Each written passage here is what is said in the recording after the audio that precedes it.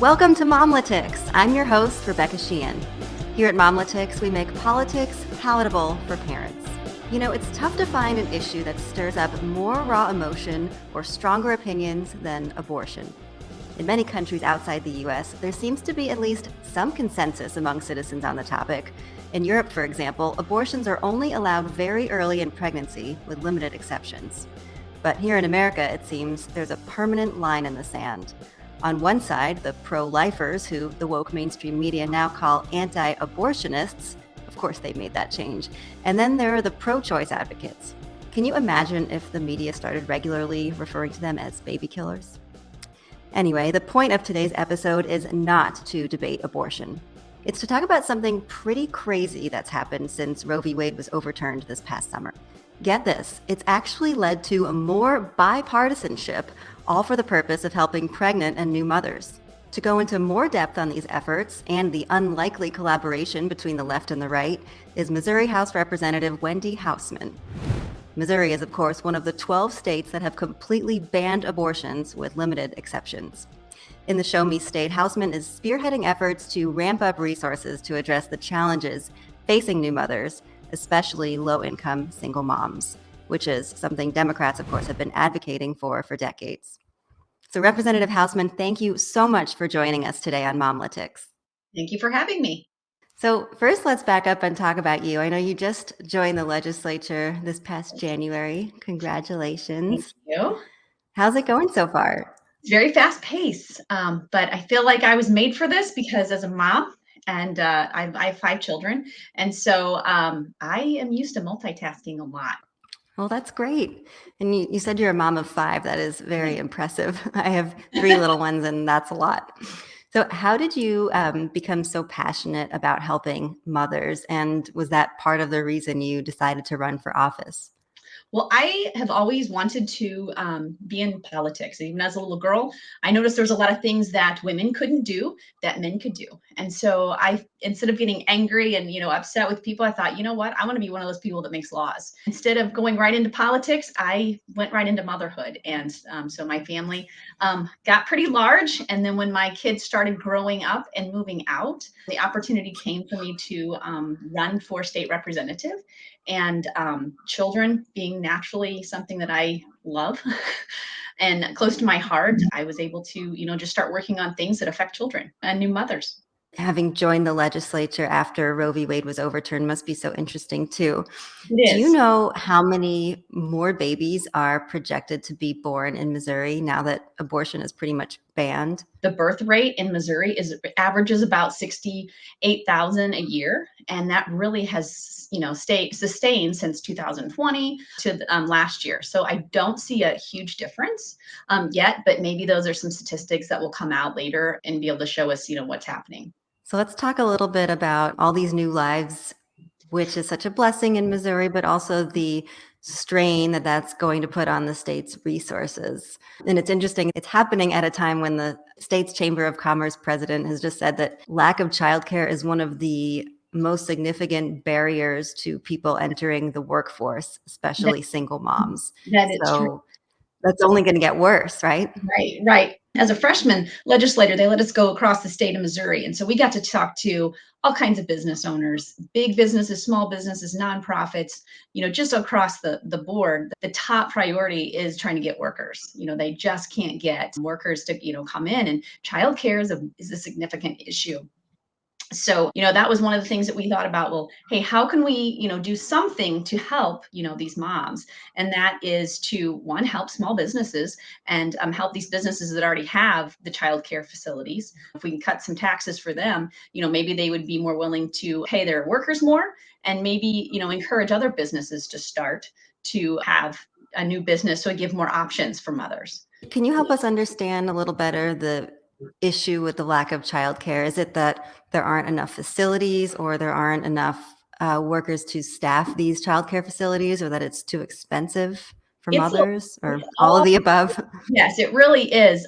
Many of the current childcare facilities, they don't have enough workers, and the amount of money that they get is very low, and it's very limited. And so if we can help them out a little bit, maybe they can pay their workers more. Maybe they can lower their rates. Oh, that's wonderful. And With the property tax exemption, can you project the savings that this will mean for childcare facilities, and will they be able to hire more workers? That is the goal. I know that the fiscal impact is not going to hurt the taxpayers. I can say that. But what it will have an impact is allowing moms to be able to go to work and make money, which they're going to produce more taxes, which maybe they can buy a bigger house. So we're hoping to make up for that with the prosperity of the people who are using the childcare facilities. That's amazing. And I know lack of access to childcare has been cited as one of the reasons that women get abortions in the first place. You can imagine how overwhelming that could seem for a young pregnant mom, thinking that they might not even have anyone to help watch their kids. So Well, yes, in the hopefully this will prevent some women from wanting to leave the state and get one to Right. get Well, an in the abortion. UK, they did a survey and they said 60% of the people who were considering abortion, that was one of their top considerations was, are they going to have childcare? So if we can help that, maybe we'll have more children. And, I really hope that, we get this passed and get it through. I know it's going through the Senate right now as well. And so it's looking pretty good. Well, that's very exciting. And it's also not the only measure going through state and federal legislatures right now to help new mothers. It seems like you guys are really surrounding it on all sides. So I've been reading a lot about extending Medicaid coverage to low income moms from 60 days after giving birth to a full year. And I know that's already been enacted in 28 states.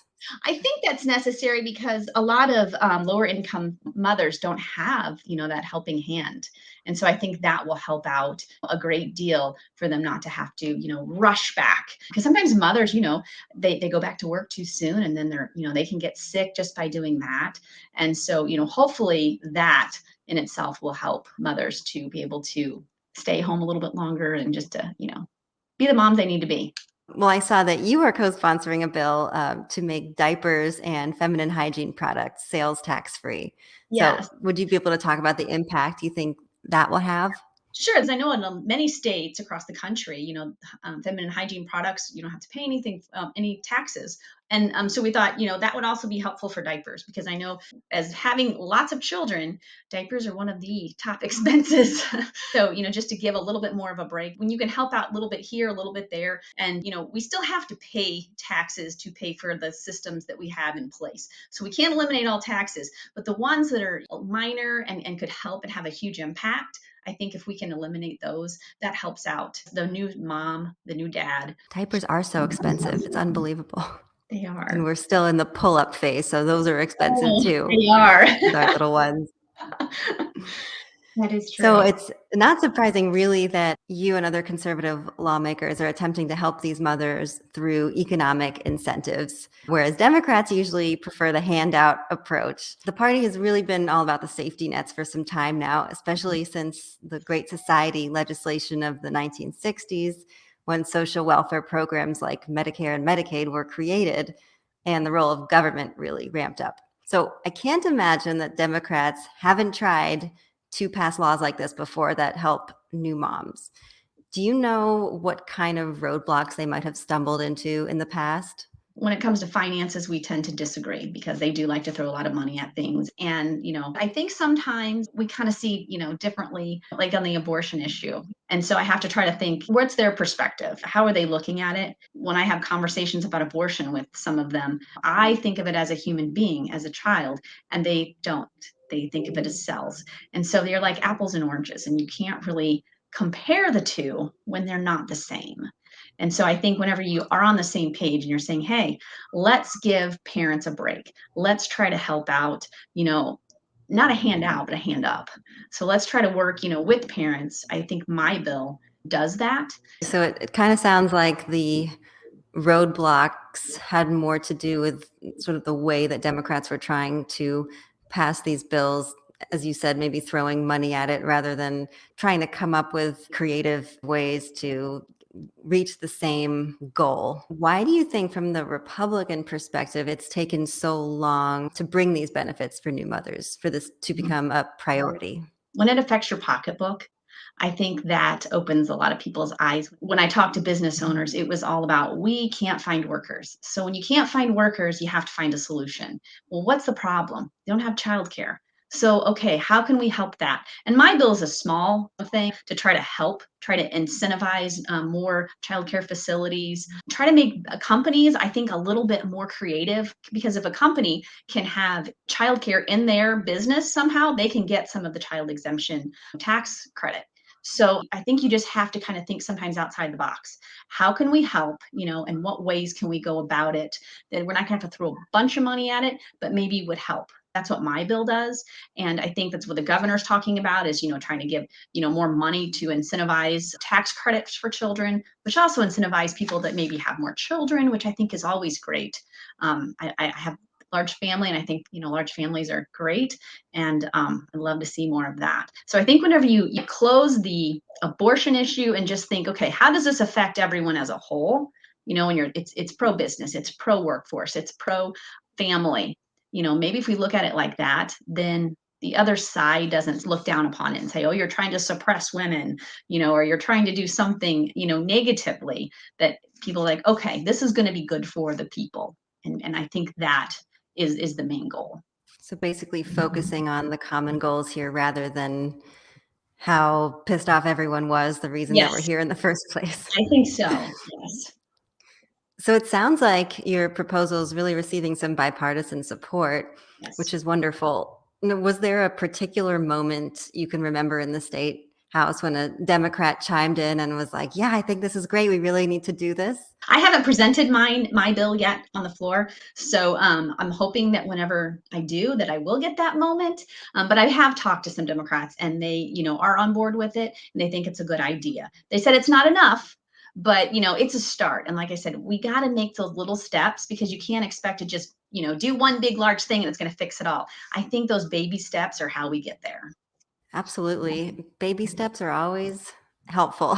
They are. So how have your fellow Republicans reacted to this bipartisan support? I have to imagine that some who have been lawmakers for a longer amount of time are maybe a little bit more, I don't know if skeptical is the right word, but they've experienced a lot more conflict. So maybe That's they're a true. little more skeptical or Right. shocked or maybe happy. I don't know. I'm very optimistic as a freshman coming in. My party's great. They're very supportive of one another.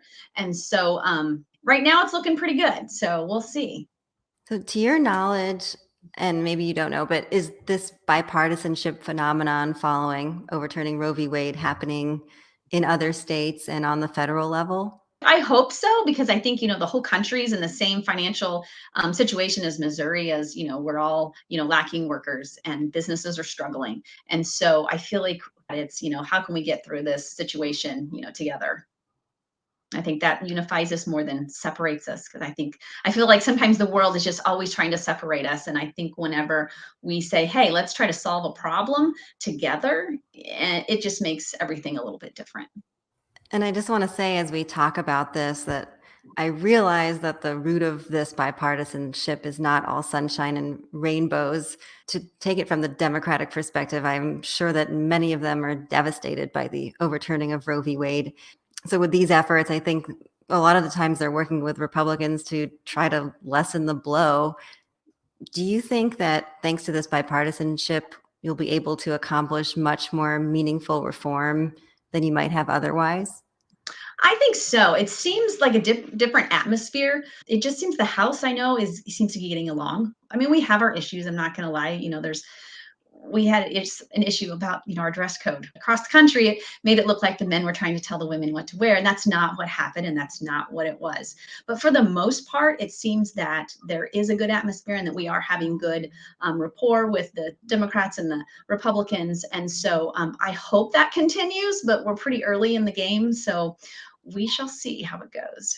What was the dress code? Was it um, antiquated? we can wear dresses, but we're required to wear a jacket, just like the men have to wear a jacket, a suit jacket.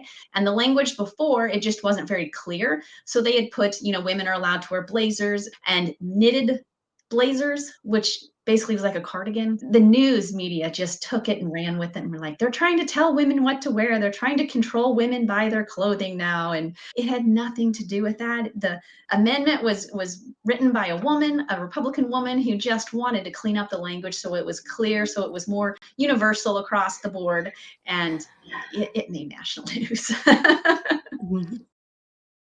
I'm So going to say, any other thoughts wrapping up just on how bizarre it is that one of the most polarizing issues in the country has actually led to Republicans and Democrats working together?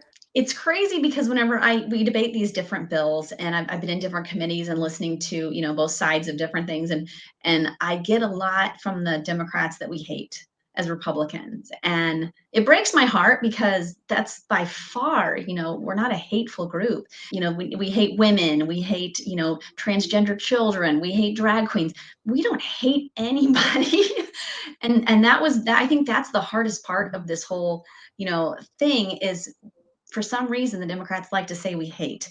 And we don't hate children. We actually want to protect them. We want to give benefits and help to new moms. We want to help children that are transgender. We want to protect them. We want to make sure that they're safe and the best decisions are made for them. Drag queens, we just want to protect children from seeing things that they shouldn't see. We see different issues in a different light, and we want to protect the people, the most vulnerable, are children, in most of these cases. And rather than us hating, it's actually we love them. And so, I think that's probably one of the hardest things that I've had to deal with is, parents saying, you hate my children. No, that's not what we're doing. And a lot of times, even the abortion issue, where women, they're saying that, we are taking away women's rights. That's No, we're actually trying to protect those little ones that are, not yet born. And so it's just that different perspective. And so I'm hoping that someday people will look back and say that we were doing the right thing and that we were protecting, the children and life and what's right. Well, Representative Wendy Hausman, thank you so much for joining us today. And hopefully, this is the beginning of some good bipartisanship and cooperation on this important issue. Absolutely. And Absolutely. thanks to you all for joining us on Momlitics today, where we make politics palatable for parents. We'll see you next time.